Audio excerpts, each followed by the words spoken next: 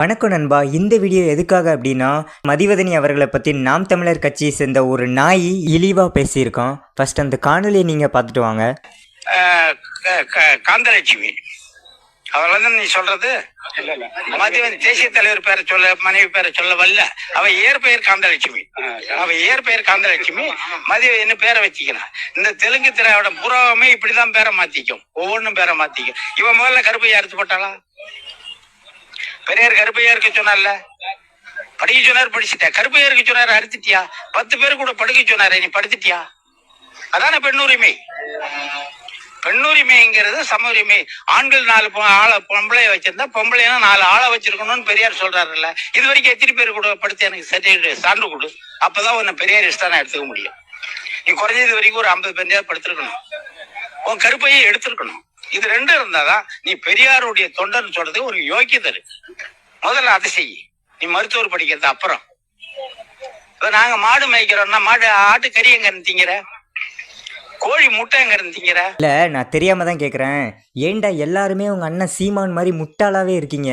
இந்த நாய்க்கு மதிவதனி அவர்களை பற்றி பேசுறதுக்கு எந்த அருகதையும் கிடையாது. சிலர் சொல்லலாம் வயசுக்கு மரியாதை கொடுத்து பேசுங்க ப்ரோ அப்படின்னு. இந்த மாதிரி ஆட்களுக்கெல்லாம் வயசுக்கு மரியாதை கொடுத்தா இவனுங்க இன்னும் பேசுவானுங்க. இந்த நாம் தமிழர் கட்சியில் இருக்க எவனுக்குமே அறிவு இல்லைங்கிறது இந்த வீடியோ மூலமாக ப்ரூஃப் ஆகிட்டு. சிலர் சொல்லலாம் பெரியார் சொன்னது தானே அவர் மேற்கோள் காட்டி சொல்லி காட்டுறாரு அப்படின்னு. பெரியார் என்ன சொன்னார்? பெரியார் கருப்பையை அறுத்து போடுன்னு சொன்னாரா? இல்லை பெரியார் 10 பேர் கூட போய் படுன்னு சொன்னாரா? அப்படி அவர் சொன்னார்னு உங்களால் நிரூபித்து காட்ட முடிஞ்சால் நிரூபிங்கடா, நான் என் சேனலே கலைச்சிட்டு போகிறேன்.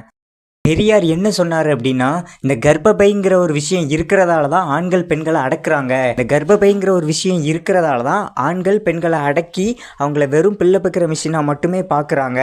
அதனால் இது தேவையில்லைங்கிற தோனியில் தான் அவர் பேசினார். ஆனால் அதை அப்படியே திருச்சி இந்த நாய்கள் இப்படி பேசிகிட்டு இருக்கானுங்க. 2வது அவனு சொல்கிறான், பெரியார் 10 பேர் கூட போய் படுன்னு சொன்னார், நீ எத்தனை பேர் கூட போய் படுத்தன்னு இச்சத்தனமாக பேசிகிட்டு இருக்கான் அந்த நாய். பெரியார் ஒரு நாளும் அப்படி சொன்னதில்லை. பெரியார் என்ன சொன்னார் அப்படின்னா, ஆண்கள் ஒரு பெண்ணை திருமணம் முடித்து அந்த ரிலேஷன்ஷிப்பு ஃபெயிலியர் ஆகிட்டு அப்படின்னா இன்னொரு ரிலேஷன்ஷிப்பை தேடி போகிறாங்க. ஆனால் பெண்கள் மட்டும் அதிலேயே மூழ்கி இருக்கீங்க. ஸோ மறுமணத்தை ஆதரிக்கணும் அப்படிங்கிற காரணத்துக்காக தான் பெண்களும் 2வது திருமணம் பண்ணிக்கங்க அப்படின்னு சொல்லி தான் அவர் பேசினார். ஆனால் அந்த எச்ச நாய்களுக்கு இதெல்லாம் தெரியும். தெரிஞ்சு பெரியார் அவர்களை விமர்சிக்கணுங்கிற பேரில் இவனுங்களாம் விமர்சிச்சுட்டு இருக்கானுங்க.